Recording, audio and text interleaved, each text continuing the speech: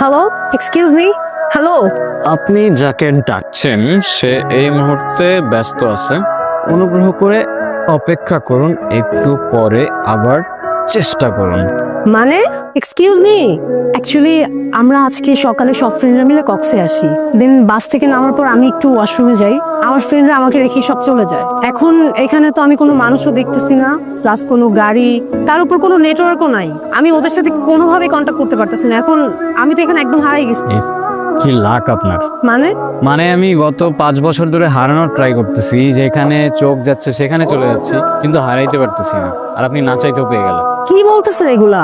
আমি সিরিয়াস, পারলে আমাকে একটু হেল্প করুন। আর আমার আজকে আবার ঢাকায় ব্যাক করতে হবে। আচ্ছা চলুন, আমি নিয়ে যাচ্ছি। ওকে। আচ্ছা, আপনি কোথায় যাচ্ছিলেন? কোথাও না, আবার অনেক জায়গায়। মানে এই তো সময় যেদিকে যাচ্ছে আমিও সাথে সাথে চলে যাচ্ছি। বাই দ্য ওয়ে, আমি স্টপ।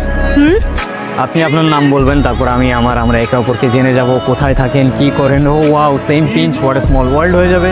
অনেক ভেবেচিন্তে কথা বলতে হবে, আপনাকে লেম জোক শোনাইতে হবে, ইমপ্রেস করে ট্রাই করতে হবে। অনেক টাফ। আমাকে দিয়ে হবে না, আই এম সরি, আমি সিঙ্গেলই ভালো আছি। মানে কিসের সাথে কি?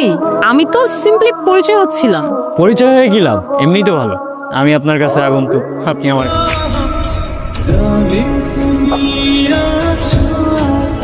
কি আমাকে দেখে কি মুছে ফেললেন? আরে না, কিছু না। আচ্ছা, আপনি কিন্তু আপনার স্টোরিটার বললেন না। সত্যি কথা বলতে স্টোরিটা শেয়ার করতে আসছি। অনেকদিন ধরে কাউকে শেয়ার করা হয় না। কথাগুলো শেয়ার করলে না, পুরোনো মুহূর্তগুলো আবার জীবন্ত হয়ে ওঠে। শুরু করব? সময়টা ছিল তখন, হ্যাঁ, আমি ক্লাস 8-9-এ পড়ি। বাবার বদলি হয়ে যায়, আমি এখানে চলে আসি। এখানে স্কুলে ভর্তি হই। প্রতিদিন স্কুলে যাওয়ার সময় ওই ছেলেটা একটা করে চিঠি রেখে যেত। প্রথম কয়েকদিন তো আমি কখনোই চিঠি নিতাম না, কিন্তু একদিন চিঠি না নিয়ে আর পারলাম না। এত সুন্দর করে কথাগুলো লিখতো।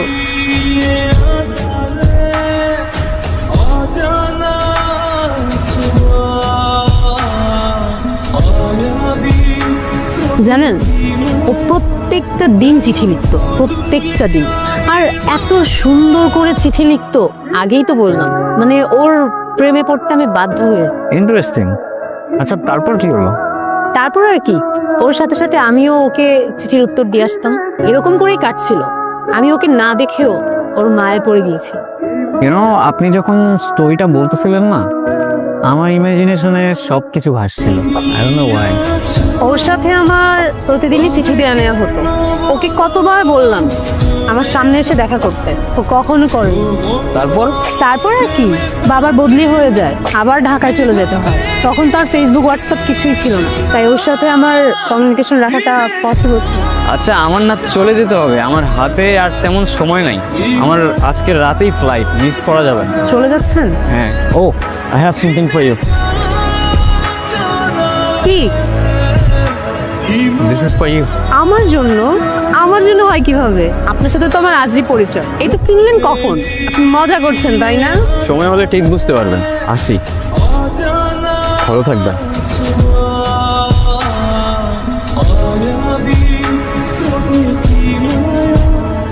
আরও আমি ছোটবেলা থেকেই খুব ইন্ট্রোভার্টেড ছিলাম, কারোর সাথে কথা বলতে পারতাম না।